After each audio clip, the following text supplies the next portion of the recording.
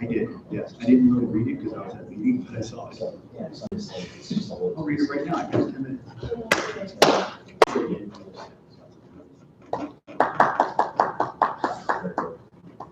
Oh, I didn't miss anything. Hey, Andreas, There's no support. I'm happy to know that I was able to log in and remember my passwords. Okay, I'll take that.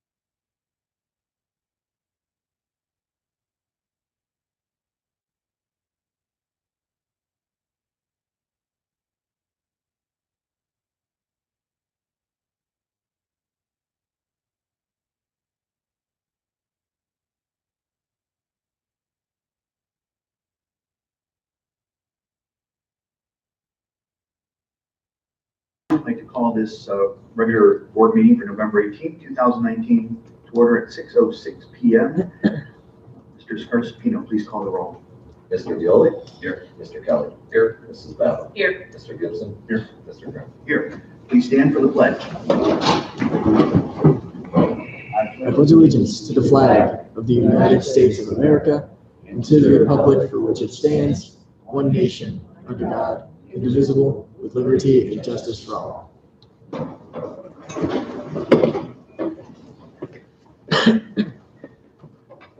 Public comments, we do have one person signed up before we call you up.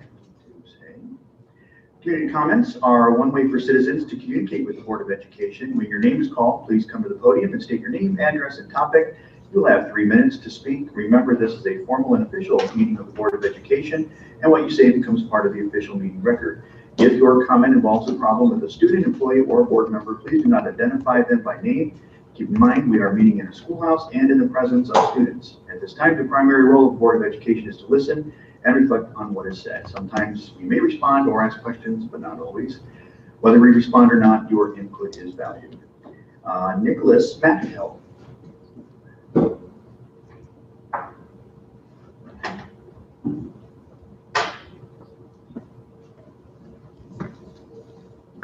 I'm gonna say the name and all that stuff.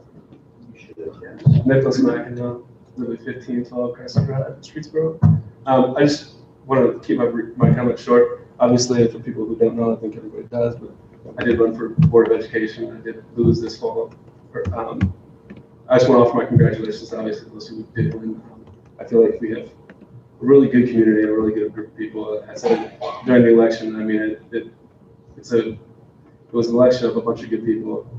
I hate to see anybody lose. That said, I feel like we have a pretty strong group of folks who kind of have a unified goal, at least, whether it's different methods to get there, certainly a unified goal, making Streetsboro some of the best schools that we can. So I appreciate the election, appreciate the way it went, and appreciate everybody's support during that time. I know I talked to each of the folks who did win, offer my congratulations, and they obviously responded well to me as well, so I appreciate that. A couple things that I guess I kind of want to touch on a little bit with this is that obviously we come to these meetings and there's, to be quite frank, not a whole lot of people. I think I might be the only person who's not a part of the school system here currently that's at this meeting. Oh, one more, I'm sorry, excuse me. But obviously there's two of us. That's not very many that come to these meetings. Obviously I do try to come to quite a few of them, and I feel like it's important for the community to be involved in this. And so whatever we can do to make that happen, that would be awesome. I will do my best to make that happen from my part. Beyond that, I feel like I do have, obviously, and I think you guys saw it during the election, passion for these schools and for our students, and I feel like we can do a whole lot better. So I would just encourage you guys to, as you go through your process of making decisions, act boldly, think outside the box, be different. We're not the same community as the communities around us, but it doesn't mean we don't have the same goals or can't achieve the same results. I think we certainly can. One of the very encouraging things that I did when I first started down the path of running for the school board was to go meet with Mike and meet with the rest of the staff. I think literally everybody here who works at the schools I've met with. Very, very encouraging meetings. I didn't know what to expect going into those. The scorecard, the grades, the things that we had going on in the school district didn't necessarily lead you to believe that, hey, we're going to meet a bunch of excellent people. Well, to my surprise and my great surprise, everybody I met with was excellent.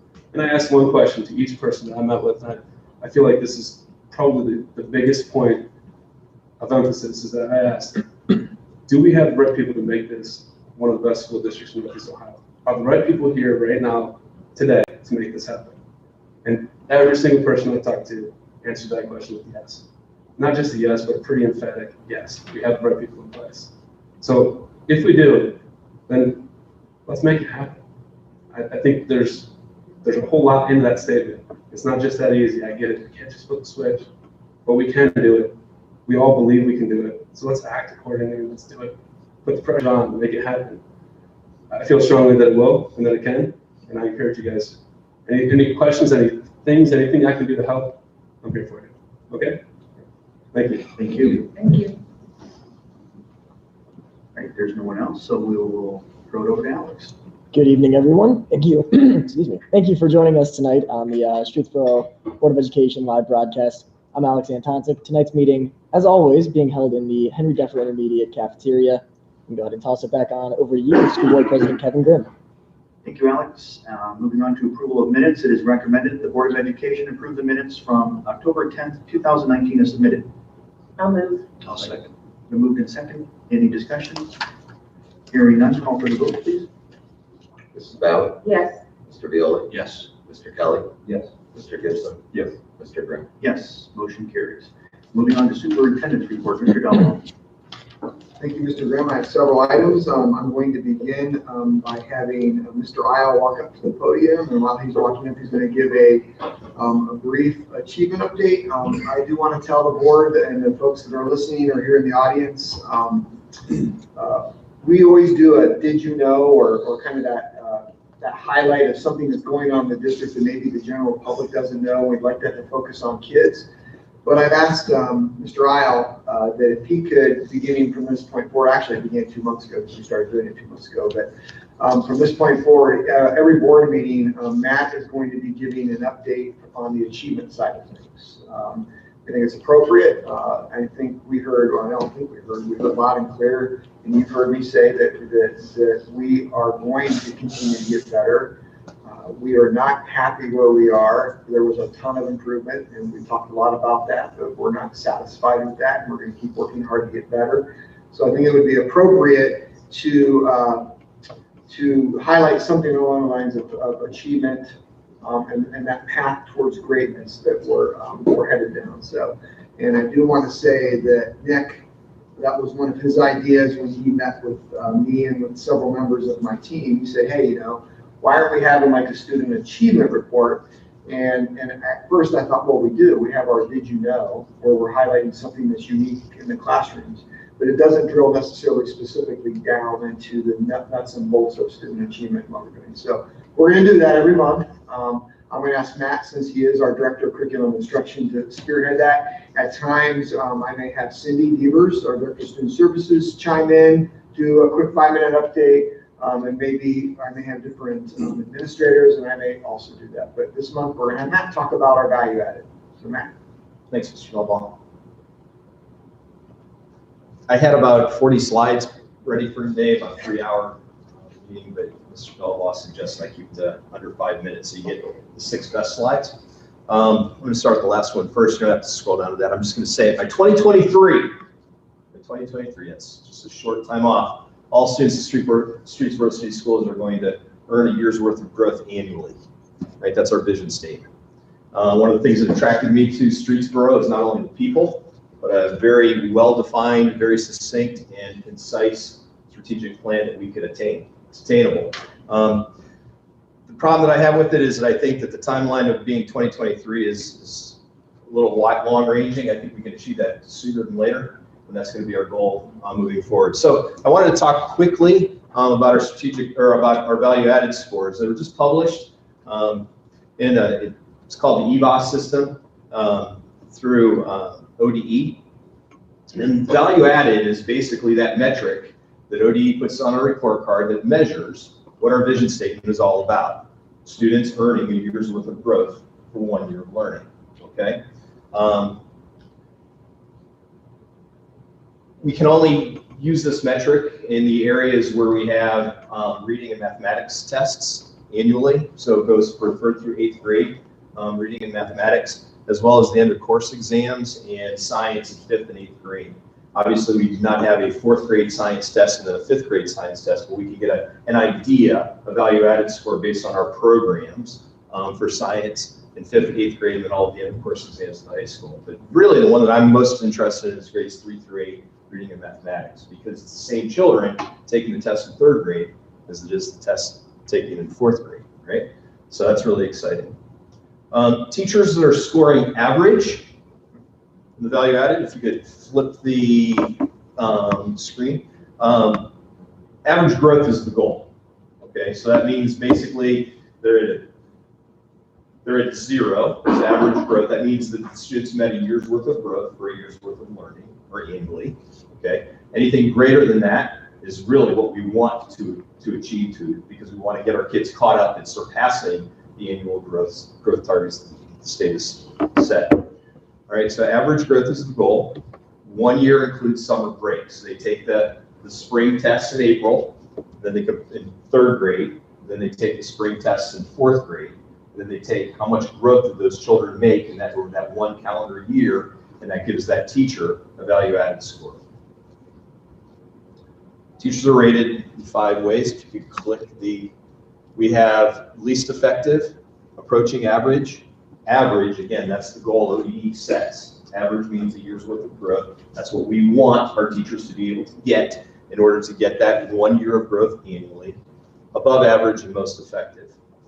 Well, these ratings just came out for our teaching staff.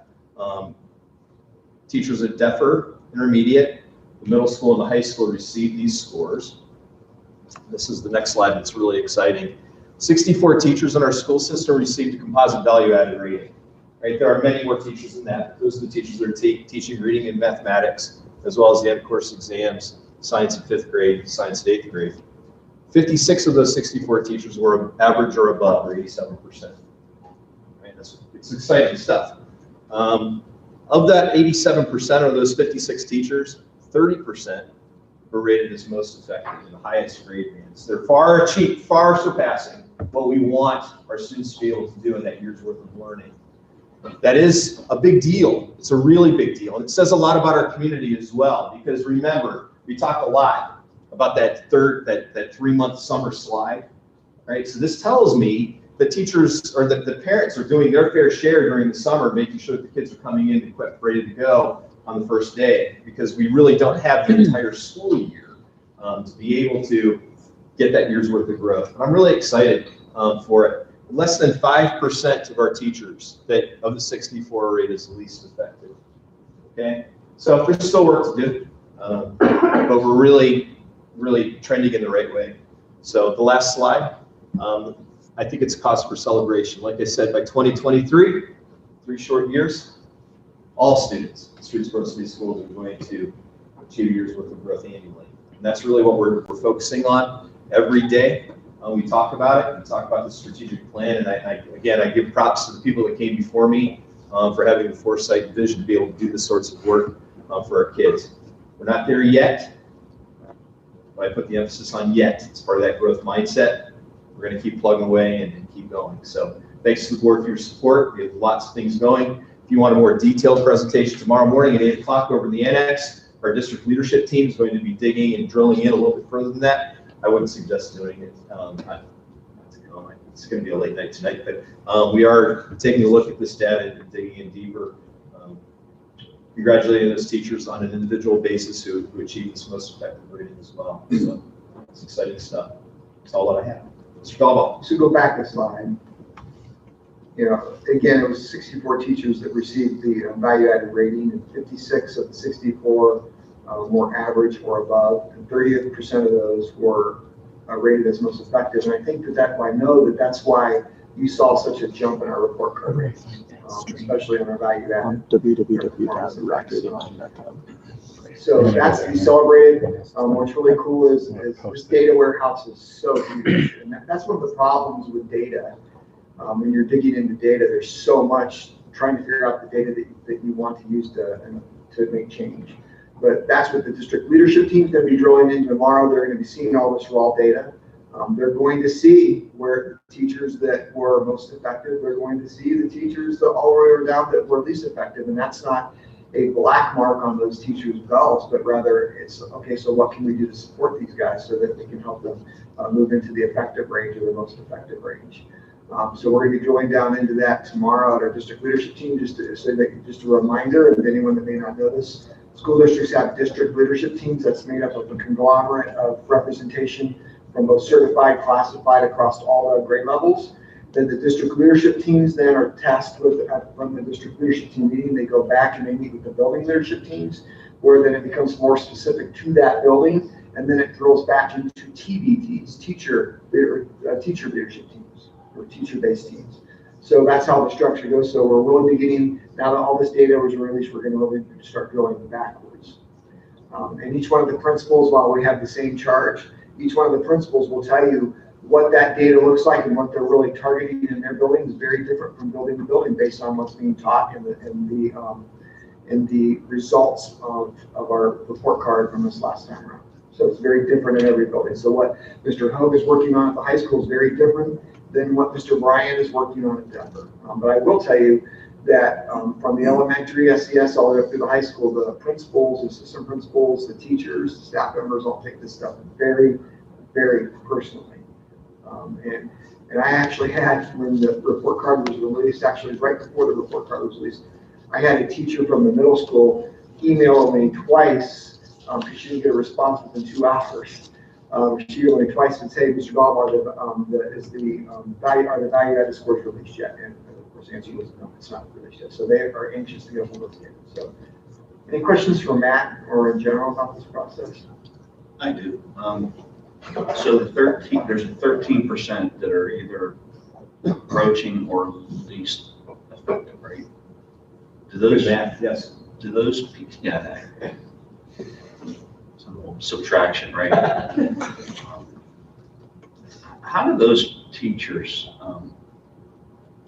when they get the information, how do they react to that? To be honest, I don't know. They were sent an email with the login information so they could access their own information about 2.5 weeks ago, about 3 weeks ago. In the reports, they can drill down and see what the individual students on their caseload currently, right now, where they scored. So they're looking at their TBTs, they're seeking out help, they're making sure that their standards their lessons are aligned with the standards, and they're talking to their colleagues. And that's really the collegial support that I think is critical to getting good at this type of work in our district. So how do they feel? I would think they would want to feel like, hey, it's time to step up and make some changes in our curriculum, in their daily work with the kids. So that's how I would feel. That's one of the things we're going to be working on. Yeah, and I'll add to that. That's the point of our leadership teams, is that you take a look at not only where the kids were when they left your classroom and go on to that next grade level, but you're also looking at the kids that are coming into your grade level.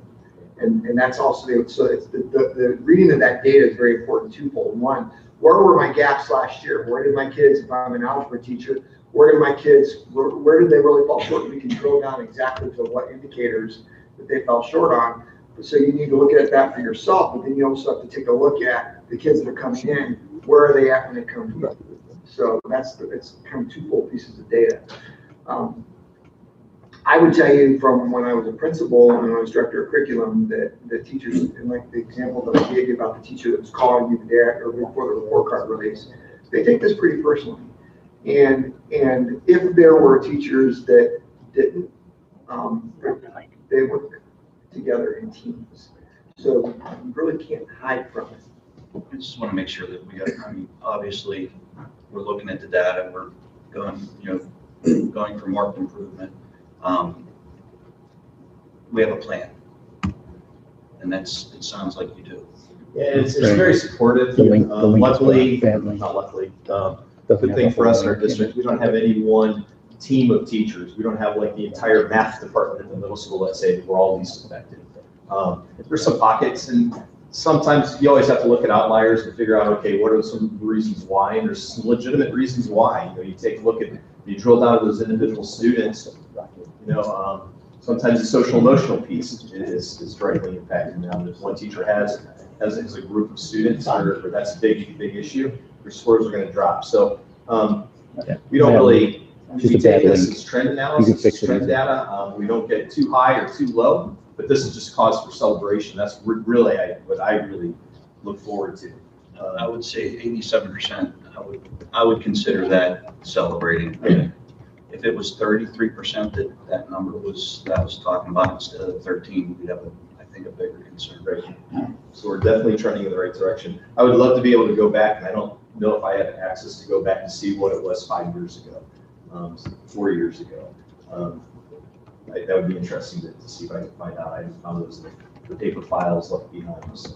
Well, I will tell you that I can't give you exact numbers to that, but the year that we received the Momentum Award was the last year of the park exams. And that was when this entire district we grew the entire district more than a year's growth. That's why we received a Momentum Award, and our report card reflected that, and then they changed tests. They also rolled out different standards. And since that has happened and our grades plummeted, Our staff has taken this very personally, and I would invite you to talk to any one of your teachers in the district, and you'll get an earful about how hard they work and how personally they took it when our grades plummeted, because they felt like it was a direct reflection on them. And so they're working very hard.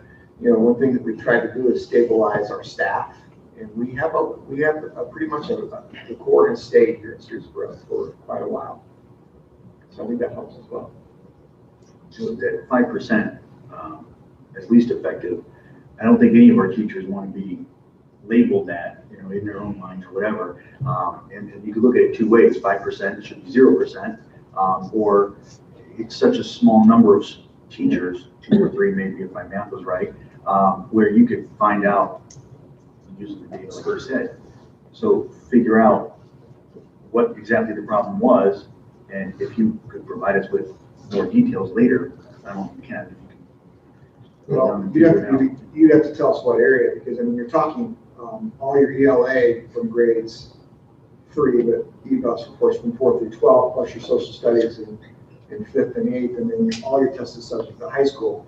I would be, I'm not sure how we could go. If you look at that 5%, those 3 people. Oh, that's what you're asking. If you look at that, if you just look at that and say, this is where we needed to make improvements on, here's how, or just explain the data so that the community then understands what it was. I mean, it may be something that's easy to fix. I don't think we have any teachers that are just doing a terrible job. No. I'm extremely proud of the 87% Absolutely. number, so I don't want you to take it the wrong way. And what's encouraging for me is that obviously I don't know everybody in the district. I'm still finding my way around. The 3 teachers that do represent that 5%, they're hardworking people, and they really care about our kids. So yeah, maybe they didn't get the scores this year, but you know what? There's a whole lot of other things that we should be measuring the effectiveness of teachers on, that our principal evaluation systems that we go in and during walkthroughs, that those teachers are good teachers. Yeah, they just didn't score real well on this one metric. Obviously, it's an important metric because it's glaringly obvious on that report card, but it is what it is. So it's just something that we want to focus on and have focused our efforts, you know, so we can improve that report card score, because as Mr. McInhill said, that's what gets reported. And I think we need to put our best foot forward and really represent to the community what the school district is really all about. That's why I'm excited by it, why I was encouraged by that 87%. Okay. Thank you. So, as Matt's walking back, you know, I just some closing remarks on that. You know, I'm excited about it too. I appreciate Matt has really gotten into. He's kind of a data geek a little bit. He really likes data, and he's really digging into deeper dive than I've done, and I appreciate that. So I just want to give some props to Matt. He's doing a nice job with digging into the data, and that helps then make our conversation tomorrow more valuable. So I know that he's using the curriculum audit tomorrow along with this EBOS data, and then lining those 2 up, where you look at what the curriculum audit identified as areas that we have gaps. Then what does our testing data show? We're going to line those up, and we're going to create a plan. So, all right, moving on. Board, I appreciate, and I wanted to tell you that again. I appreciate the fact that you gave me the green light to be a part of the Ohio Superintendent's Leadership Institute, and I'm one of 29 superintendents from around the state of Ohio that are participating in this. We did have our first 3-day session, and it was absolutely amazing. And I got to meet 28 other superintendents from around the state of Ohio that represent various school districts, high achieving, low achieving, rural, urban, suburban. It was a powerful experience. First, it was very intense. We spent 3 days. We worked about 14 hours a day. We had working dinners, working lunches, and we were 12 in the evening.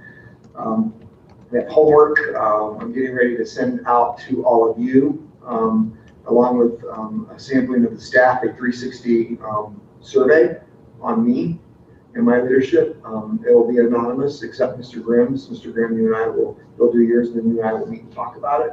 So please expect that soon. I'll give you guys a quick heads up before you get it, so that you know it'll be coming from Center for Creative Leadership, so you don't have to throw it away. So I'll need you guys, it will take about 30 minutes of your time, so you're going to want to do that when you have a quiet time. CJ, you will get that as well. I'm going to send it. They said we could select members of our district leadership or my administrative team. I'm going to send that to everyone on my administrative team. I think that's valuable feedback, as well as a sampling. There's no way you can send it to the entire district. They said about 50 people, so I'm going to do a sampling of about 50 people across all categories and classifications. So expect that soon. But one of the things that that was the focus of our first session was communication. And you guys have heard me say before that I think that one of the areas that I can always do better, this district can always do better, and I charged my administrative team with doing better, was with communication. And I believe they're doing a great job. They really listened, and they're trying to do a better job of communicating with all stakeholders. So, communication, Andres, you want to bring on slideshow? Yep. All right. So one of the activities, one of the things I've committed to doing with my administrative team is every month I'm taking my administrative team through a leadership activity. And this particular administrative team meeting, I took them through an activity they took us through at the Ohio Leadership Institute for Superintendents. And this communication activity, go ahead to the first slides. And I just hear some, giving effective feedback to people. And I know some of you, or actually all of you guys work with people. It's one of the most important skills that's overlooked for a leader, and it's often one that's not mastered by a leader. And there's a lot of research that shows that effective communication and giving effective feedback is the difference maker for a leader. Okay, so this activity that I'm gonna give you guys a kind of a 1,000-foot view of what I do with my administrators. It's a difficult skill to apply consistently on a daily basis. So one of the tricky parts of that's one of Andres' favorite words is tricky. Go back, say that. One of the tricky parts of giving effective feedback is being consistent with the feedback. All right, and many times that when we give feedback, we allow emotion to creep into it, and that then can make feedback less effective. So on the next slide. So the tool that we learned was called SBI, or where you give situation, behavior, and impact. So as SBI, and it's a primary tool for leaders for helping others to grow, for dealing with conflict and learning about yourself and about others. A lot of times as a leader, you are in the moment when you're giving feedback, and that can be dangerous to give effective feedback because when you're in the moment, whether it's a hot situation, you're upset about something, you have emotion tied to it. And one of the biggest roadblocks to effective leadership is emotion. All right, so you use the 80-20% rule. So 80% of your feedback should be about maintaining a desirable behavior, while 20% is reserved for behaviors that have a negative impact or impeding growth or relationships or your work. All right, so let's go to the next slide. So let's talk about SBI. I'm going to pull all this together and it's going to make sense. So this idea of SBI feedback or situation behavior feedback. So let's describe first the situation. The situation describes the situation where the behavior occurred. When you're giving feedback, you need to be as specific as possible about where and when. That makes it more meaningful. You can't be arbitrary about a situation if they don't understand. That person might not understand. Help the person understand exactly the situation you were in and what was happening to provide context. So that's the situation of the SBI. Let's go to the next slide. Behavior. Drill to specific behaviors. Focus on it. Think of a video when you're giving feedback. Use only words to describe what you saw and what you heard. For example, when I was talking, you pushed your chair away and gazed out the window. What's the situation? When I was talking, that's the situation. What was the behavior? It was specifically, you pushed your chair out from the table and gazed out the window. That's very specific. If I said, hey, earlier today, why did you push your chair out and gaze out the window? That's a little bit, it's vague. It's not purposeful. I'm going to draw all this together and then I'm just give you quick examples. Avoid interpretations. Don't interpret. You need to give specific behaviors that you're targeting. You weren't listening to me is not specific. That's interpretive. How do you know they weren't listening? When I was talking, you pushed your chair away and gazed out the window. If I said, when I was talking, you weren't listening to me. Well, how do we know they weren't listening? Maybe Kevin pushed his chair out and was looking out the window, and maybe he was processing what I was saying. So do I know he wasn't listening? No. I'm going to tie this together in a minute. Just bear with me. So remember also that when you're giving feedback, if you're in the situation and you're targeting a behavior that person did, this is not a personal attack. This needs to be about a discussion. Okay, so that's critical too. Next slide. So the impact is share with the individual the impact of the behavior you observed. The impact is what you experienced. An impact statement is about what you felt and what I did not include up there. An impact statement can also be an observation about what you think other people around you felt. All right, so we're looking at targeted feedback for people. Let's go to the next slide. Here's a good example of SBI. Chris, at the end of the meeting this morning, there's a situation. You gave a summary of key action steps we discussed. That was the behavior he gave or she gave, specific key action steps that we had discussed. I was really glad that you did that. That's the impact on me. And it seemed to bring a good sense of closure to the meeting, impact on others. That is very good structured feedback. You gave the situation, you gave the behavior, and you gave the impact on the person giving them the feedback, as well as the impact on others. Instead of saying something like this, Chris, you were really effective in the team meeting today, thanks. Is that good feedback? Well, yeah, Chris might be, yeah, thanks, all right. But what did that tell Chris? Well, yeah, you did a nice job today. So let's take that to your spouse, or take that to, think about an example of your spouse, where you give an SBI feedback, a specific situation, a key behavior, and the impact. Think about a student. Brian, you played a great basketball game last night. What does that tell Brian? Well, Brian's like, yeah, okay. Then the next week he comes, Brian, you had a great basketball game last night. Okay. And then after the next game, hey, Brian, you had a great basketball game last night. Pretty soon, what's going to happen with Brian and that feedback I'm giving him? It's not going to matter, because what are you telling Brian? You're telling him the same thing over and over. You're not being specific. You're not talking about, how about this? Brian, last night at the basketball game situation, you were fouled repeatedly by player number 10. And I appreciated the fact that you kept your cool and you were a good advocate for the rest of your team and the crowd. Is that a more specific feedback? You didn't hear with the football. There you go. Another example. Let's do something that's more corrective. Made me feel really good, Mike, thanks. Mr. Grimm, last night at the training, when you were explaining about how to properly put out a fire, some of the people in the room were not listening, and you called them out in front of everyone. And I think that not only made them shut down as far as learning, but it also made the rest of the room uncomfortable. So, what's the situation? The situation, he was training people on how to properly put out a fire. What was the behavior? He called out people because they were being rambunctious maybe and not listening. And what was the impact on the person giving him the feedback? I said that, I think that maybe that made them shut down and what it do the other way around. It maybe made everyone feel uncomfortable. Is that, or I could have said, hey, Kevin, I didn't like that you yelled at everyone last night during the training. Which one is a more productive, appropriate feedback that gives information? The first or the second? I would argue the first.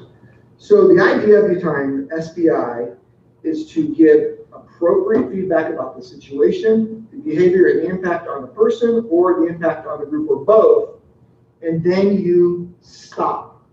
And you then hand the proverbial football to that person. They can do one of two things. They can engage you in a purposeful conversation about the feedback you just gave them, or they can walk away and process it. But what I'm going to try and work with my administrative team on, and they have homework and they have to practice this now in work, they're going to have to now, I want to begin having our administrators give this type of feedback to their staff members. And this can drill right down to behavior, this can drill down to student achievement, this can drill down to, we can even do this with our students. We can have our coaches give this type of feedback to our staff, but it all drills back to good, effective communication skills. Let's go to the next slide. Here's some examples of another example of good SBI. I'll just read it really quick. Pat, during our session yesterday afternoon situation, I noticed you interrupted me on several occasions. That's the answer. I felt frustrated at times, and I was not able to complete my thoughts. Rather than saying, Pat, you were really rude yesterday. Which one would you argue is more effective? You remove the emotion from it and you give him good feedback or her good feedback to that. Then that invites Pat to either respond in the moment and you can have a good collegial discussion or walk away and maybe they can even come back. Let's go to the next slide. Here's some examples of SBI, or actually not SBI, but feedback without impact. I noticed yesterday that you were friendly. Well, that's an interpretation of judgment. What behavior constitutes friendly? How did that make you feel? I experienced you as intimidating. CJ, I experienced you as intimidation. What does that tell you, CJ? It doesn't. It just tells him you intimidated me. You might like that, but that doesn't give him good feedback. If I'm wanting to give him feedback where he wants to learn from that, he should learn from that. Flip to the next slide. So what I'm handing out to you now is something I handed to all my administrators. And this gives you ideas about when giving feedback. You need to be as specific as possible. You need to focus on things that are changeable. You need to speak for yourself. Speak directly to the person, look at them, provide balanced feedback. You need to be honest, but be kind. That's sometimes can be a tricky one, being honest, but being kind. Avoid prescriptions and shoulds or musts. That's where that specificness comes back. Practice, practice, practice. SBI takes practice. I actually took the administrators, they made them all think of two examples, one where they provided a positive, they had to think of a situation, they had scripted into the SBI format on a positive and something that was corrective, all right? Avoid using the words negative, corrective. And then when receiving feedback, this is just as important because maybe you'll give your SBI, your situation, behavior, and impact, then maybe they're going to give you some feedback. So it's important that you listen and look at the person who is giving you feedback. Treat feedback as a gift. It's a gift. Be excited about giving feedback because you can learn from it. Understand that understanding does not equal agreement. Be alert for themes and patterns. That's what I talk about all the time. If you get 20 people that beat you down in a feedback tool, and you're sitting there saying to yourself, that's not true, that's not what I said, that's not what I did. If there's a theme, you can't ignore that. You can try and pull those themes out and lose the emotion. And give yourself time to process and reflect and always stay thankful. So this was a tool I gave them. This was the homework I gave my staff. So I made this, first of all, I made all my staff practice the SBI tool, and I'm not going to make you guys do it. I was going to make you guys practice SBI, but I decided not to. And what's funny is some of our administrators even went home and practiced it on their spouses. And and I don't know how long it took them to figure out what was going on, but it's a pretty powerful tool, and you have to practice it.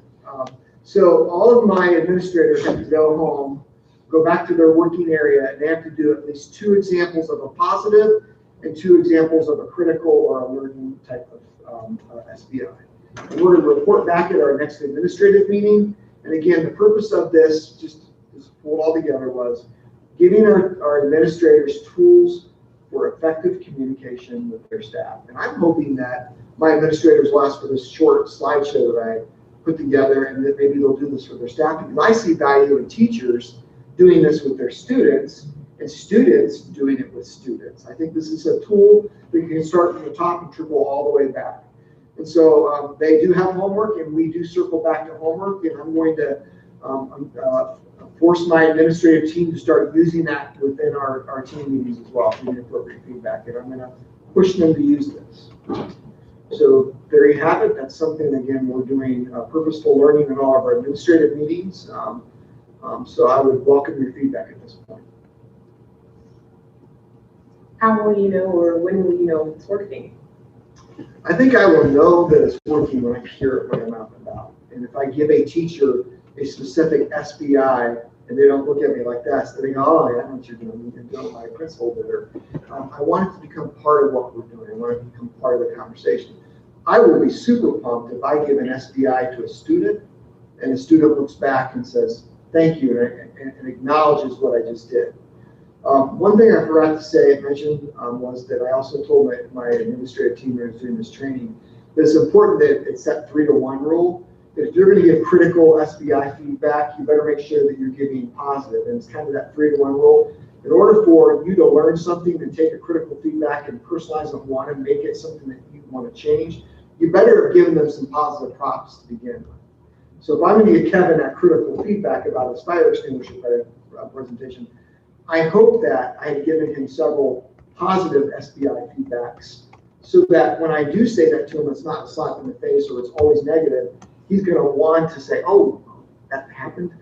I appreciate you calling that to my attention. I'll think about that, I'll reflect on it, and I'll try to integrate that into my next presentation. So Denise, I think that holding my administrators accountable for practicing it, myself included, because we're keeping a Google Sheet where we're recording that, and then I'll go over it, myself included, and making that part of what we do. If I start seeing that out there, that's how I'm going to know it's working.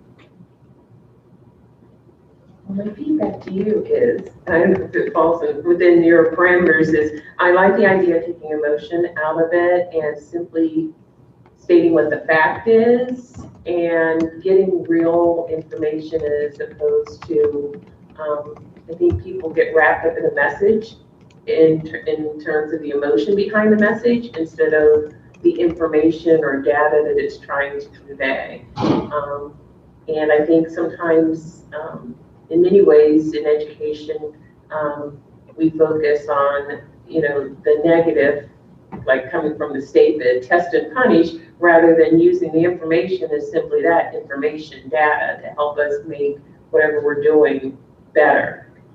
So, and that's the intent behind this, is, to get the district where it needs to be.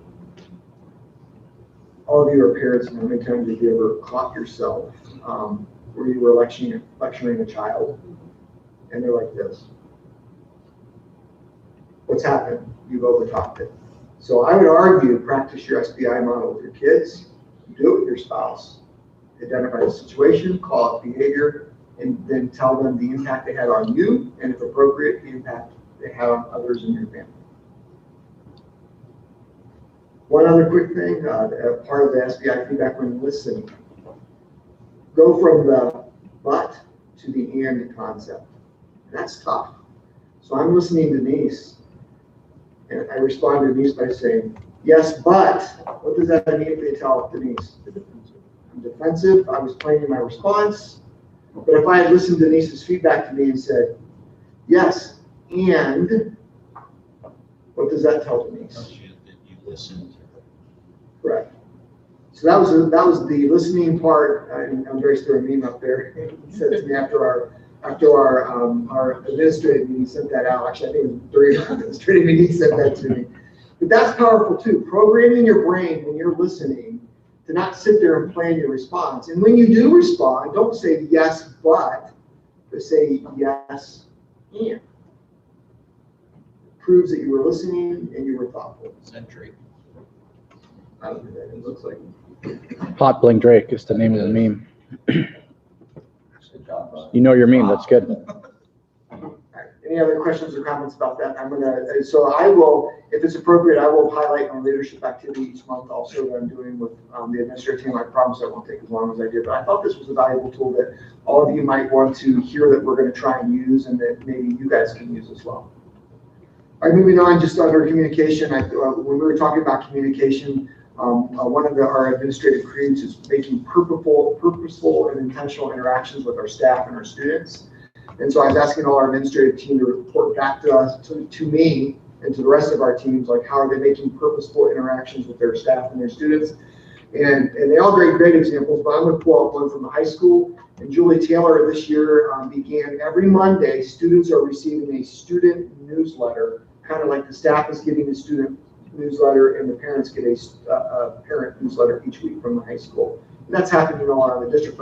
I thought it was pretty unique that Julie Taylor is actually taking the time every Monday morning to email the high school students with a weekly update of what's going on in the school. So again, that drills kind of back to that communication piece. And I thought that was pretty cool. And that's something that I've not heard of us doing before. So I wanted you guys to know that that was happening. And I did ask her to include me on it this week, and it was really pretty cool. I don't know how many of the students are reading it yet, but again, create a culture of communication. You know, and if a kid says to you, "Hey, I didn't know that," that's a perfect opportunity to say, "Yeah, but you know what? We're emailing you every Monday with that list of things, so we need to refer back to you." Because kids are reading it, email. They really are. They're looking at they're on the phones and they're on the tablets and their technology. So, and then my final report tonight is about our non-public transportation. If you recall, at the beginning of the school year, it centered around the new Biomed Elementary, and we were not going to initially transport them. Because of basically, there's a state law that says because they appealed that decision, several of those parents' decision, appeal that we did have to put an extra bus on the road. We've since redone some routes and we still are transporting some of those kids. But if you remember, one of the things I said back in September was it was suggested to us by ODE that we create a deadline for parents to notify us that they intend to send their students out of district to a charter school or a private school, and that they want transportation. So you see later in the agenda a resolution that I'm going to suggest that we pass that we set that deadline as May 31st. And so I'm bringing it to you now to approve it because we want to get out in front of it, and we are going to advertise the heck out of this, that any parent that chooses to send their child to a non-public charter school, STEM school, or private school, and they want us to consider transporting their child, that they have to notify us in writing by May 31st, so that then we have the summer to try and figure out that transportation, and then we will commit to notifying them, I believe by August 1st, whether or not we plan to transport their child to that non-public charter school or STEM school. So this isn't really new. I'm bringing it back up. We talked about it, but that resolution is on the agenda for tonight. We don't want the surprises that we had for the parents, but also us, because we had several. The Biomed Elementary was new this year, but we had people calling us even a week before school started. "Oh yeah, by the way, I want my kid to go. My kid's going to go to the STEM school." We have no idea if a parent has chosen to remove their kid and send them to a charter school or STEM school, because the STEM schools and charter schools don't notify us. And if the parent doesn't pick up the phone and call us, which a lot of them do, we don't know. We don't know until they don't show up on the first day of school. So we're trying to eliminate that. We're trying to communicate with folks that it's your right to send your kid out of district. And if you're going to do that and you want to be considered for transportation, May 31st is the deadline. I anticipate that one of you might be thinking in your head, what if it's a late summer decision, a decision, my husband and I talked about it as a family, and we decided on June 24th that we're going to send our kid to a STEM school. Does that mean they can't be transported or be considered for transportation? The answer is no, but it's going to become a superintendent's discretion. So we're not telling people they can't, but we're trying to set a deadline, just like we set a deadline with open enrollment, that you've got to notify us by a certain date that this is your intentions. Feedback or comments? I think sending your child to a school is an important decision. So if you're not going to send them to public schools in Streetsboro, then you're already talking about what your options might be earlier than May. I would hope so. And you're not just, June 5th going, hey, maybe we should go somewhere else. So even if they notify the district that we intend to send our student to this location, worst case scenario, they decide to keep them here in Streetsboro, best case scenario for us, but they decide not to, so there's no change. It's fair. Okay. All right, so you'll see that as one of my recommendations later. All right, that concludes my report. Thank you, Mr. Dalzell. Moving on to Treasurer's Report, Mr. Scarsapino. Thank you, Mr. Grimm. I'd like to start out tonight by first congratulating all the candidates that ran in Streetsboro for wanting to do it and make a positive impact on the community. So thank you all for your dedication to that. I'd also like to thank the community, the levy committee, and everyone that helped for the passage of issues 7 and 8. That meant a lot to our school district, and we appreciate the community support and hope that we can continue to earn that support from the community. So moving on to the general fund review. So The slide that you have in front of you is a 3-year look back at the health of our general fund from fiscal year 18 to current. And as of September 30th, 2019, the general fund has a balance of $6,645,462.53. This is a negative difference of $112,256.15 from September of fiscal year 19. And a negative difference of $1,286,596.88 from September of fiscal year 18. So we're seeing a trend still in that negative direction from fiscal year 18. We're starting to close that gap a little bit. And in my next segment tonight, which will be our 5-year forecast, I'm hoping to show how we're going to improve and close that gap even more. So we're going to move right into that. So my goal is to always try and make these entertaining and make these easy to understand. And Mr. Isle, I gave him a great stat at the beginning of the school year what the Treasurer Office tries to provide. And what was that, Mr. Isle? Do you remember? No idea. It was smiles, Mr. Isle. It was up on the presentation at the beginning. So we're going to try to keep smiles going. I'm going to try to make this as easy to understand and entertaining as possible, as I possibly can for school finances, because school finances can be dry. I have some ideas for the future. I didn't have time to get all those ideas on what I really would like to try and bring to the table with the 5-year forecast, a little more entertaining. But we're gonna do it this way today, okay? And if you have any questions, please feel free to ask during my presentation. I don't mind being interrupted, okay? So what's the purpose of the 5-year forecast for everybody that doesn't know? The purpose is to engage the Board of Education and community in long-range planning and discussions of financial issues facing the school district. It also is to serve as a basis for determining the school district's ability to sign contracts associated with continued operations and to provide a method for ODE and the auditor of state to identify districts that have potential financial problems. Next slide, please. So as a great man once told me, the 5-year forecast is only a snapshot in time, and it's a snapshot in time for when you do that forecast. Typically, you do your forecast, and all of a sudden you get some different news. Mrs. Devers may call me and say, listen, we need something in student services, or we may get a resignation or something like that, and then that 5-year forecast that took so much time to build starts to crumble immediately. And it's always ever-changing, so please keep that in mind. State funding is always ever-changing. You only know the budget for a small window, and then it changes. And it changes from what you know and how you know it. So we're going to move into revenues here. So our general property tax. Historically, taxes have generated approximately 60% of the district's revenue. After we passed the 9 mil levy and are going to collect an additional 4.4 million, and then the 2 renewals that passed in November, it's going to be generating around 65 to 70% of our revenue, as opposed to state funding and things of that nature. That's just how the state of Ohio funds school districts, and that's how we have to be able to provide services by going out for those revenues. Sorry, you said interrupt you. Yeah. So when I first came on the board, it's been more than 10 years. We were talking back then, our state revenue used to be up here and our local support would be down here. And over the course of more than 10 years, we've seen the state revenue come down. Correct. And so we're actually almost exact opposite, probably where we were in the mid to late 90s, where the state provided, 60 or 70% of our revenue, and the local taxpayer provided that 30%. Now we've flip-flopped. Yeah, and anybody that knows about state funding knows that it's been ruled unconstitutional like over 30 years ago, and still there hasn't been much done in this state to counteract that. So we depend on our local tax base to help us with our operations of the school district, and we're fortunate enough that we have a tax base that supports us and helps us get these things passed.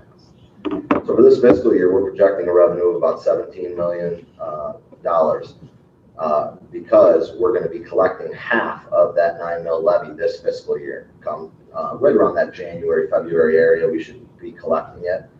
So we'll get about 2.2 million this fiscal year. Now, with the caveat, and I'll say from fiscal year 21 to 24, the district's going to collect the full amount of 4.4.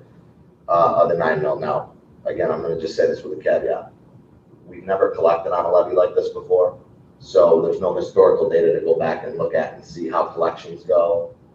If there's gonna be delinquencies, how the auditor's office is gonna handle it. When they certified funds for the year, they certified about 15 million in funds. They did not include that levy when they certified that. So they're gonna have to recertify some funds for us, and then we'll collect that additional 2 million. So I've been having numerous conversations with them about how that's gonna happen and when we're gonna see it, and making sure we're gonna see it in January. Because I'm not gonna believe it until it appears, obviously, right? And then moving on. So I have been asking lots of questions to them. They're probably sick of seeing my number come up, but I just want to make sure that we're positioning ourselves the right way. So this is what we're projecting right now for that property tax revenue based on that levy. Next slide, please, Andres. Okay, so the 3.9 mil levy that generates the 1.7 million and the 3.5 mil levy that generated the 1.4 million were both renewed in November. So we're going to continue to collect as normal on those throughout this forecast. I just wanted to point that out because sometimes you have to see that money come off the property tax line and go into the renewal line. Well, since the Department of Education extended your window for your 5-year forecast from October to November instead of October to October, you're able to find out what happens in the election, and then we don't have to assume that in that line 11.02, which we'll see later on.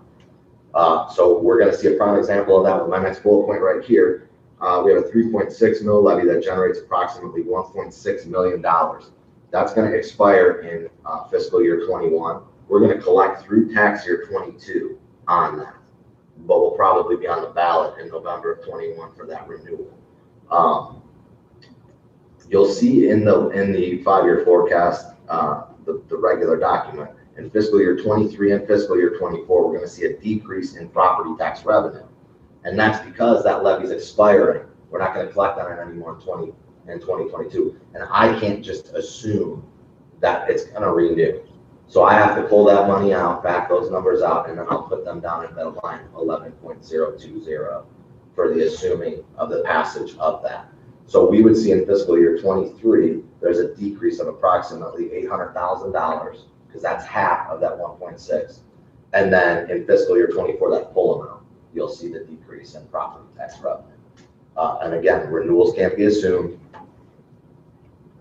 as passing on a forecast. You just have to do it this way. It's the way that it's mandated to do. So that's why you see it, and that's why you see some revenues trend downward. Nothing to be alarmed. It's just that's how it has to be shown on this 5-year forecast. Next slide, please.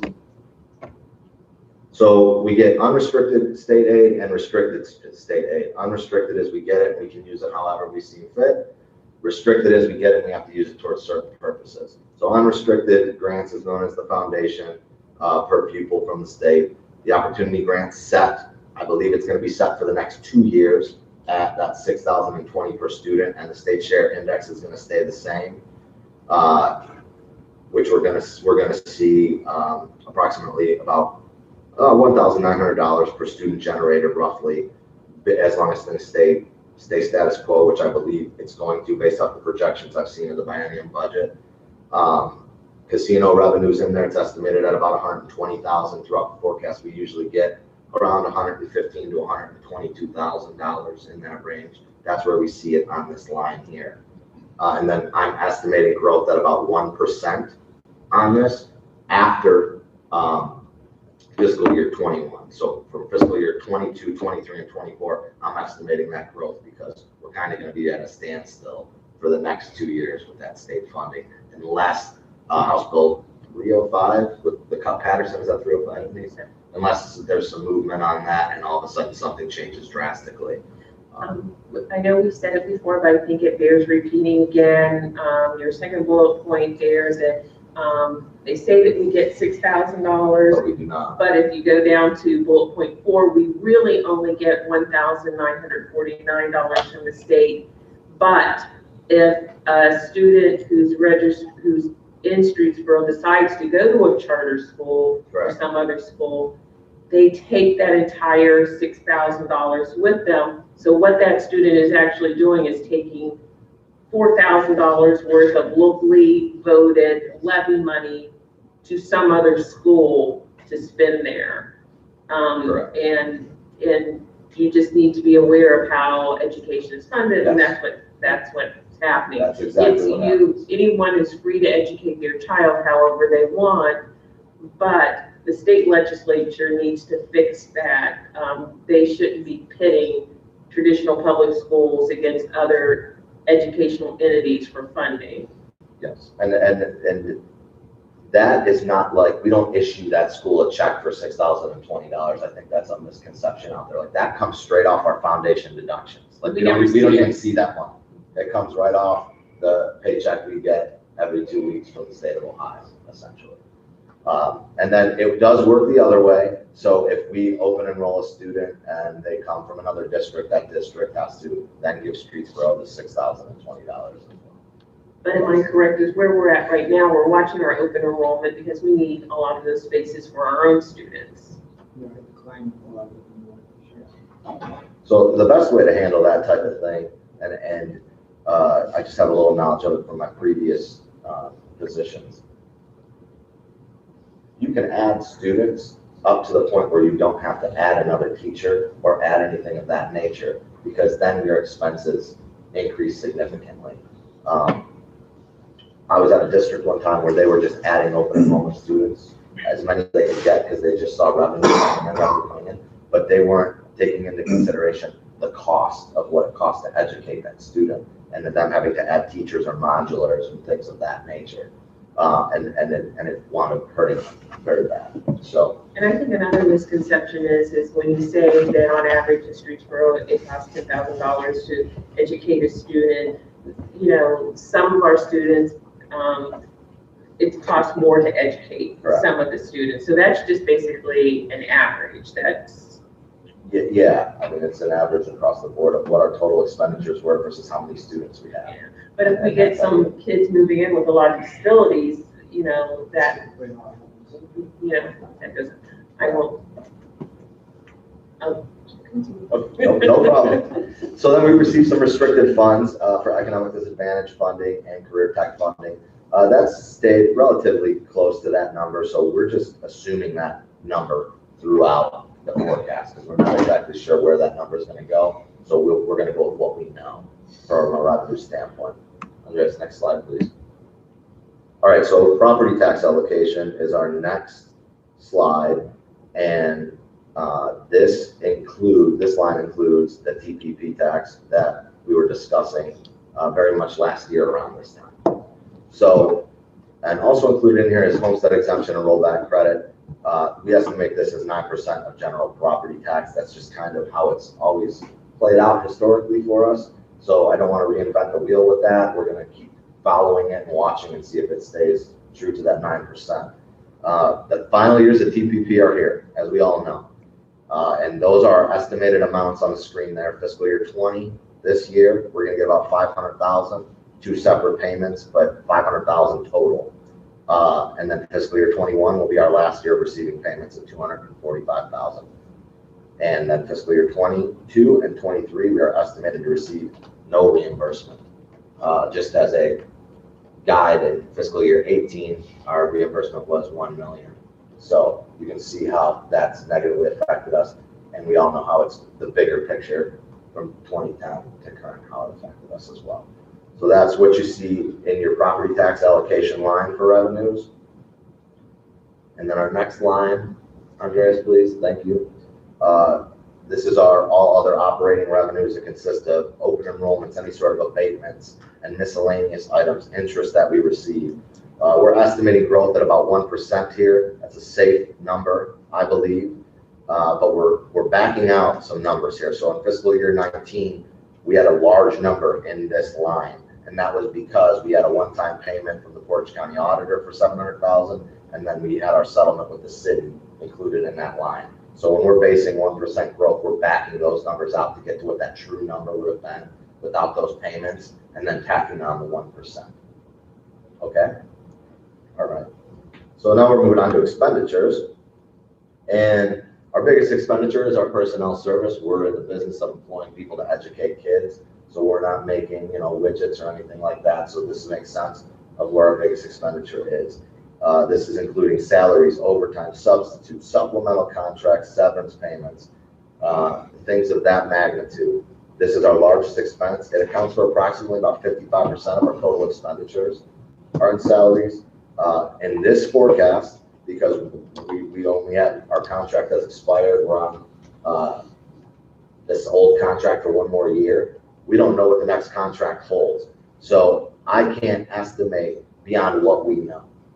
Okay, so when we're looking at this, the future years in this forecast only include steps on our current salary schedule based on our current staff.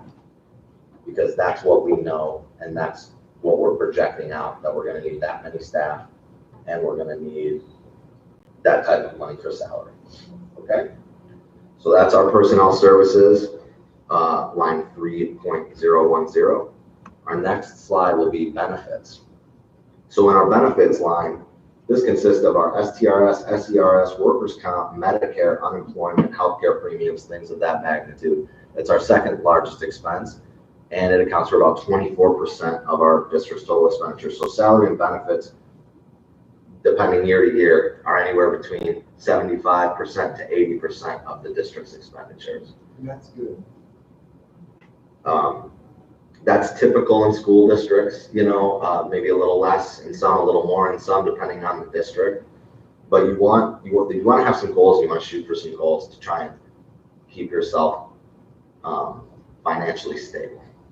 Okay. The future years in here, we're reflecting about a 5% increase on health insurance.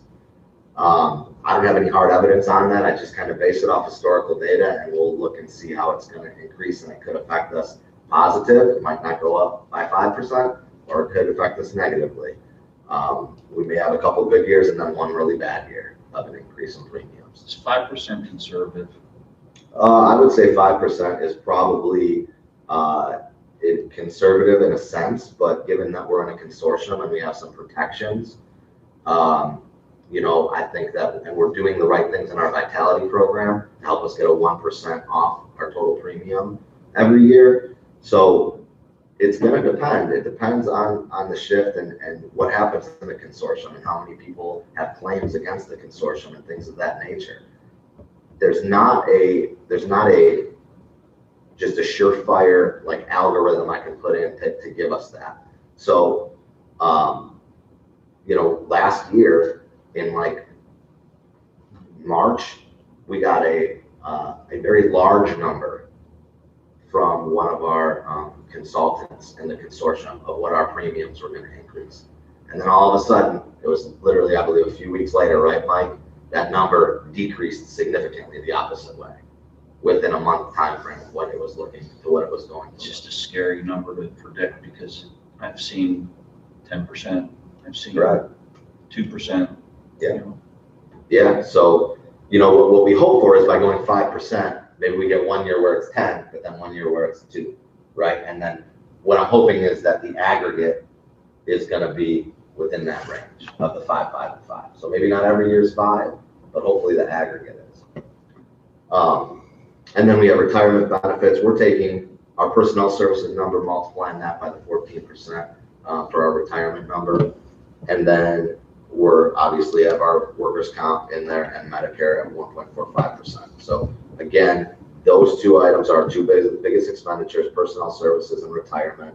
And it accounts for between 75 to 80% of our district's expenditures.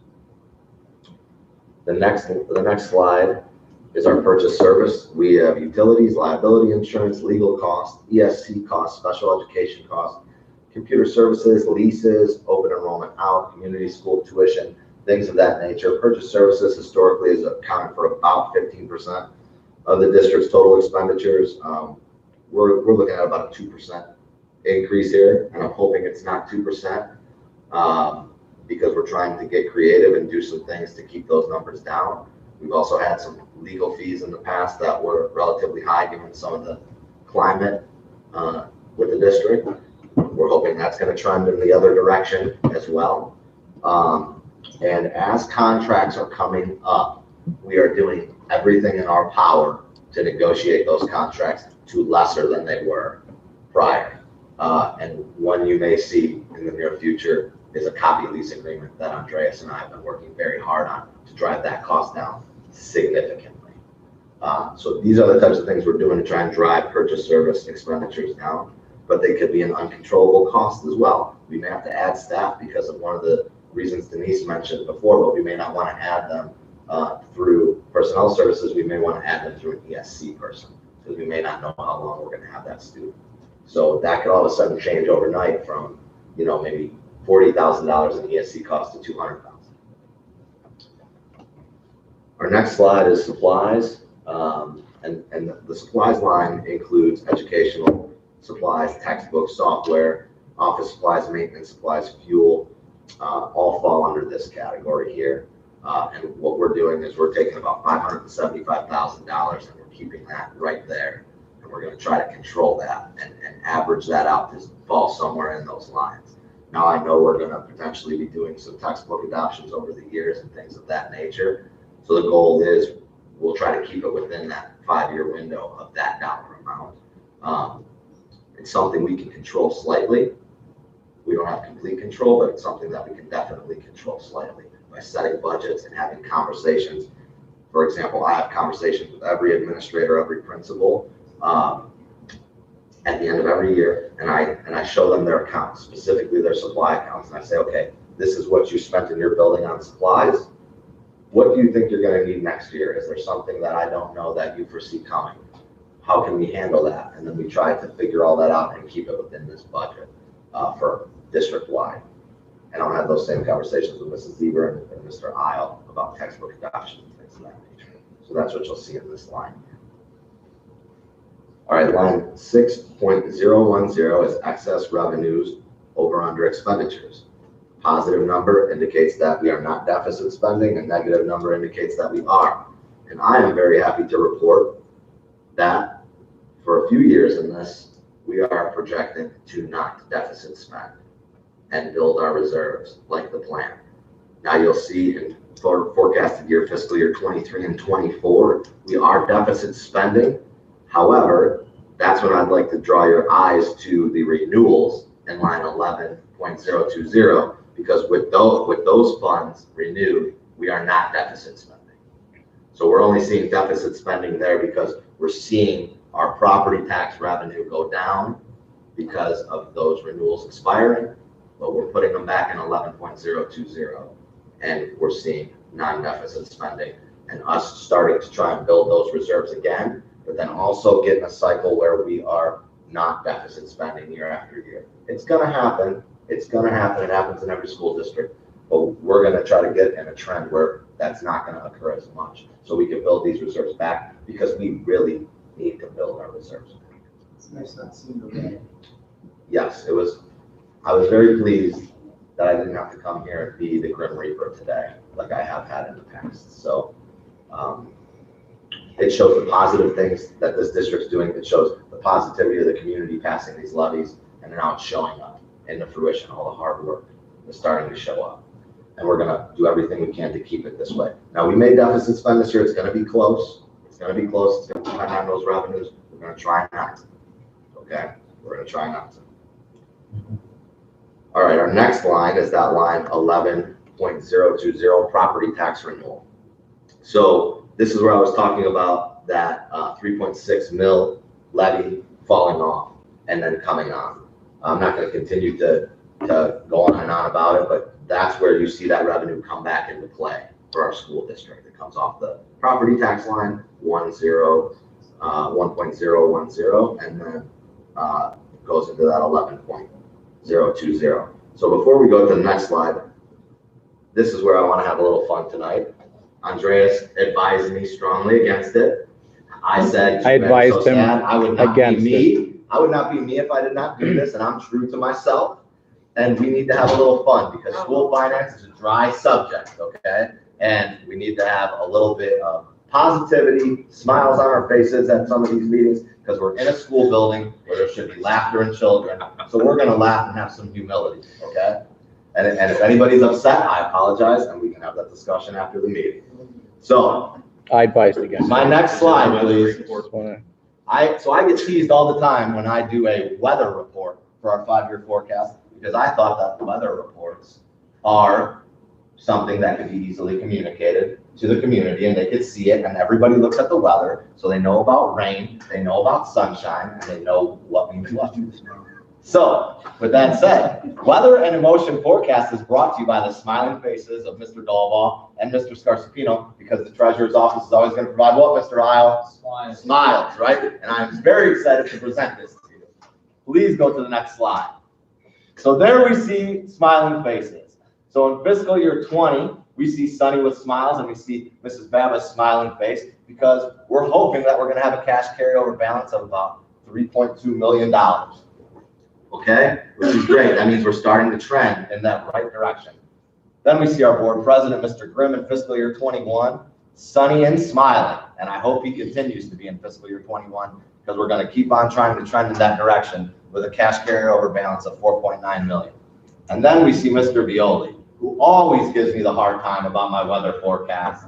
So I wanted to put that big smile up there instead of a sunshine, because it beams like the sun. So we are sunny with grinning here, with a cash carryover balance of approximately $5.9 million. We are hoping to see that. And then in fiscal year 23, Mr. Gibson is sunny with a potential frown. And that's because our renewals will be on the ballot, and we're hoping they pass. Okay? And then in fiscal year 24, we have Mr. Kelly, who does not look very happy in his picture. But we'd like to see a big smile, Mr. Kelly, for all your years of service on this Board of Education, because we appreciate those years. But we're seeing sunny with a chance of frown. And again, that's because it's depending on renewal passages. So I'm proud to report that I think the district is going to be in good shape. We need to look at some historic, when we start getting some historical figures on the collections of this levy, I'm going to have a much better idea. Hopefully in May, when I see that first collection come around, there won't be any surprises, and it'll be good. And then on to the next November, where we should be collecting that advance in July, August for the next fiscal year. We should have a really good idea of it. So that concludes my 5-year forecast presentation. I appreciate all of you for being good sports, and everybody for sitting through that. I know that's not the most fun topics, but we're going to try to make it fun, keep it lively, and give explanations on what everything is. And I hope everybody enjoyed it. If anybody has any questions, let's give them a round of applause. Thank you. Hey, I don't think there's many treasurers that would do that, or not be afraid to do that. But you guys make me feel very comfortable in my job, and I know I have relationships with every single one of you, and everybody in this room knows my personality. And they know that that's how I like to conduct myself. So we're going to try to keep it light and loose and happy. When we have to be serious, we're gonna. But we've had too many serious discussions on this topic, sitting in meetings with rooms filled with people about where we're at, and now it's time to celebrate that. So that concludes my report, Mr. Grimm. Thank you. And I just got an alert from the Weather Service. There's a chance of storms with lots of turbulence just after executive session starts. So Okay. just be aware of it. Okay, thank you, CJ. You're welcome. Moving on to board reports, Mrs. Babbitt. I can't follow that. I just want to mention and remind everyone that the PTA Holiday Connection is going to be on Saturday, December 7th here at Denver, so please stop by and support them. I also wanted to give an update, since we were talking about finances. I do want to say thank you to the community for passing the renewals that were on the ballot in November. And in today's environment, you cannot just assume that a renewal is going to automatically pass. So with that in mind, I want to give you an update about what happened around the state. And Ohio voters approved 113 of 154 public school district tax issues during the November 5th general election. 73% of the school tax issues on the ballot passed Tuesday, a slight increase from 2018's general election. Ohio voters approved 120 of 175 school tax issues in November of 2018, a passage rate of 69%. 35 of 72 new school tax issues were approved during this general election, which was a passage rate of 49%. So almost 50% of new tax issues passed. That is a slight increase from 2018's general election when 46% of new tax issues passed. Voters approved 78 of 82 renewal school tax issues during the past election, which is a 95% passage rate. And that's a slight decrease from 2018's general election in which voters approved 96% of renewal issues. So that's a roundup of kind of what happened around the state with regard to this month's general election. So that's all I have. Thank you, Mrs. Babber. Mr. Gibson. I have nothing to report this time, Mr. Chairman. Okay, I just have a few items. The holiday lighting at the square is scheduled for Thursday, December 5th. According to the city's website, the start time is 6:15 p.m. I have a good authority that somebody in a red suit is also going to be showing up on a fire truck. Our high school band finished an extended marching season as they hung out with the varsity football team throughout their historic winning season, and now it's on to concert band. The high school choir is participating in the Thrive Winter program. The December concert for choir is on the 20th, featuring Denver 5th grade choir, middle school choirs from 6th, 7th, and 8th grades, and there will be over 220 students involved there. According to Mrs. Hepburn, they are also planning on getting the choir into the community for December for events like the holiday lighting, senior citizen luncheon, and some other events. We'll pass that information on to you as she makes it available. And a little bit off the topic here, but we also want to call out Alex.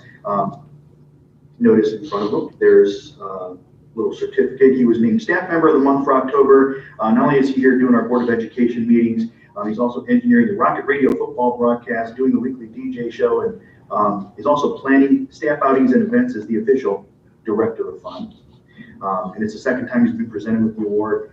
First time was when he first joined the staff in 2017. So congratulations. Thank you. That's all I have. Mr. Kelly. I have a few things in athletics. It was definitely a historic and eventful fall. So bear with me as I go over a lot of information here. So after just a couple seasons as our head coach, Pete Thompson has guided the football team to a historic season. I'm sure you were all aware how well they did, but they finished undefeated in the regular season at 10-0. They were PTC champs, ranked 4th in the state in Division III, and qualified for the state playoff. The Rockets were ranked 2nd in the region and hosted the first round playoff game. We defeated the heavily favored and 6-time state champs, St. Vincent St. Mary, last Friday. After we went to the game, it was an excellent game. So congrats to those players. The end of the season was 11-1 after being defeated by Chardon in the regional semifinals. Coach Thompson was selected as PTC Coach of the Year, so congrats to him. Akron Beacon Journal selected Chris Riley Richardson of Streetsboro for this week's high school spotlight, following his performance in the Rockets' victories. Mr. Richardson rushed for 1,400 yards, 28 touchdowns, 156 carries this season, and 1 receiving touchdown. We are sure to have several All-Ohio players, which will be announced in the next several weeks. Just a few regular season records. Mr. Richardson, touchdowns 29, total points in the season 176. Mason Clamack and Chris Riley Richardson both had 5 touchdowns in a game. Andrew Douglas had 10.5 sacks. Andrew Sway had 61 PATs. When you have that many touchdowns, you're going to have a lot of extra points. Some team records I wanted to go over. Total points in the season, 462. Offensive yardage, 4,676. Rushing yards, over 3,700 yards. Some defensive stats as well. Defense is important. We had a really good defensive team also. We only allowed 116 points. In the last game, we allowed 35. So tells you we had a pretty good defensive team. Defensive sacks, 27.5. So congrats to the football team. Girls golf was our inaugural season for the program. We finished at 4-10, and we definitely have a bright future for the Rockets, Lady Rockets. In boys golf, Hunter Timmons finished 2nd in the PTC league match. Hunter also earned first team All PTC. The boys soccer team had their first playoff win. 5 players were recognized at the district level, our most ever. Senior Andrew Sway, second team All Ohio. The girls soccer team was a PTC champs this year. They finished at 13-4-1, 7-0 in the PTC. They had set the record with 13 wins, 88 goals scored as a team. The district semifinal match, which is the furthest the team has ever advanced. Kaylee Klein set the career record in goals with 66, and the Flick set the single season scoring record with 33 goals, breaking her own record of 25 from last year. Ella Divas set a single season record of 19 assists, breaking her own record of 18 from last year. She's also now the career assist leader with 37 assists, breaking her sister's record, Faith, of 24 assists.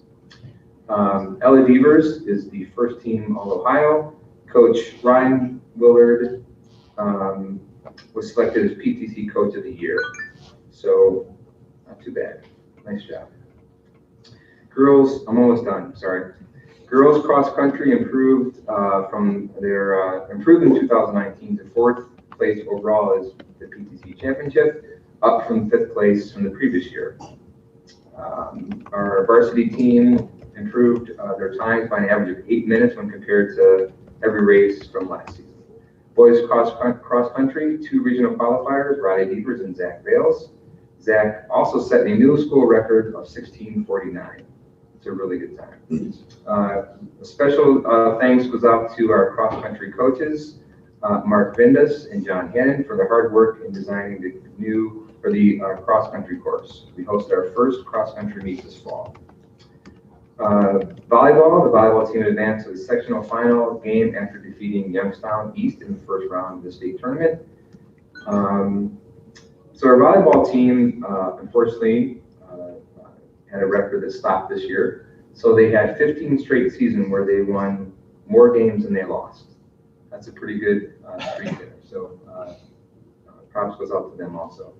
Lastly, our AD, Mr. TV Paul, was a presenter at last week's OHSAA Athletic Directors Conference in Columbus, where more than 400 ADs around the state attended. His topic was Student Leadership and Captain's Council. So congrats to him.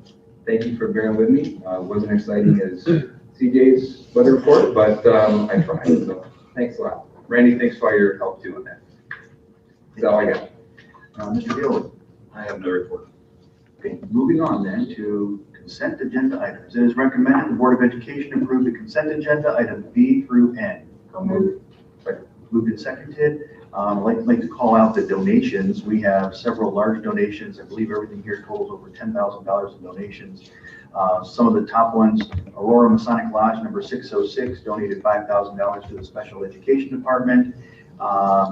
There was $3,000 donated by the Fraternal Order of Eagles, Streetsboro, for unpaid meal balances to the Food Service Department, and $1,200 from Streetsboro PTA to the Streetsboro Elementary for the Cozine field trip. A bunch of other donations as well. We thank everybody. Any other discussion? Hearing none, call for the vote. Mrs. Ballard? Yes. Mr. Kelly? Yes. Mr. Violi? Yes. Mr. Grimm? Yes. Mr. Gibson? Yes. Motion carries. Moving on to superintendent's recommendations. Mr. President, item 2. Item A is recommended Brian Bealey serve as the board's official representative to the Maplewood Board of Education for the 3-year term from January 1st, 2020 to December 31st, 2022. Moved. Second. Been moved and seconded. Any other discussion? Okay with that? I'm good. Okay. Call for the vote, please. Mr. Kelly? Yes. Mr. Grimm? Yes. Mrs. Ballard? Yes. Mr. Gibson? Yes. Mr. Violi? Yes. Motion carries. Thank you. Item B, it is recommended the Board of Education adopt the following resolution to set the due date for non-public transportation requests in order to be considered eligible. I'll move. I'll second. Been moved and seconded. Discussion? Just as a reminder to everyone that that cutoff date is May 31st. Every year. Peter, call for the vote, please.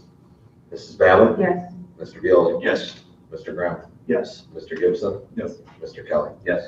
Motion carries. With that, ends my recommendations. Thank you. Moving on to treasurer's recommendations. Thank you. It is recommended the Board of Education approve permanent appropriations, or amended appropriations, Sue threw me a loop there, amended appropriations for fiscal year 20. I'll move. Second. Moved and seconded, discussion? Just part of our business, the ones that you see highlighted are the ones that we are upping the Rotary Fund, our 014, that's in and out. That's due to all of the events that we hosted for OHSAA. We needed some more leeway there because money's coming in and out for those. And then our federal grants, we've had some funds reallocated and given to us and some taken away. So we're adjusting for that here with our appropriations. Okay, no other discussion, please call for the vote. Mr. Violi? Yes. Mr. Kelly? Yes. Mr. Gibson? Yes. Mrs. Ballard? Yes. Mr. Grant? Yes, motion carries. My second recommendation is a fund-to-fund transfer. It is recommended that the Board of Education approve a fund-to-fund transfer of $206,862 from the 0039014 PI fund to the 0340000 classroom facility fund. I'll move. I'll second. Moved and seconded, discussion? So this is a move that we make every year in November. We collect funds in our PI fund, and then based on our Ohio school project, the OFCC, we move a portion of that to 034 maintenance fund to build those funds up for when something starts happening to the new buildings, we can use those for specified things. That's what this move is right here. Call for the vote, please.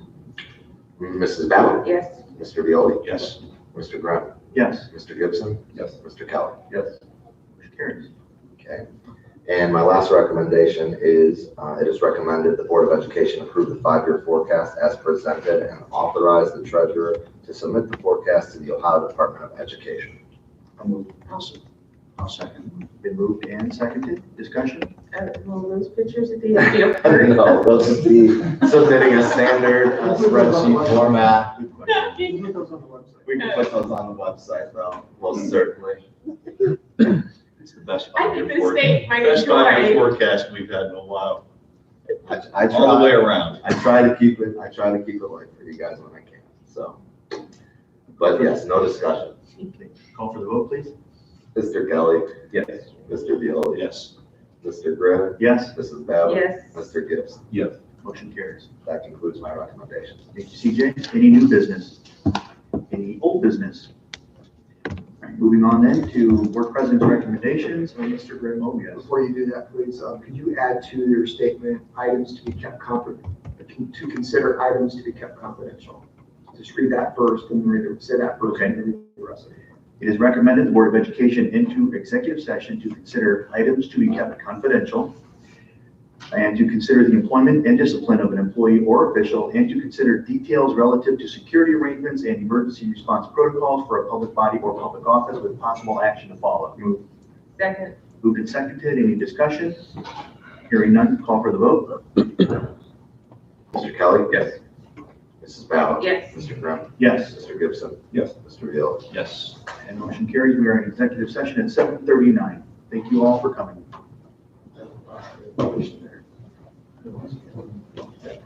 Well, to go ahead and end off this meeting really quickly, in case you didn't have a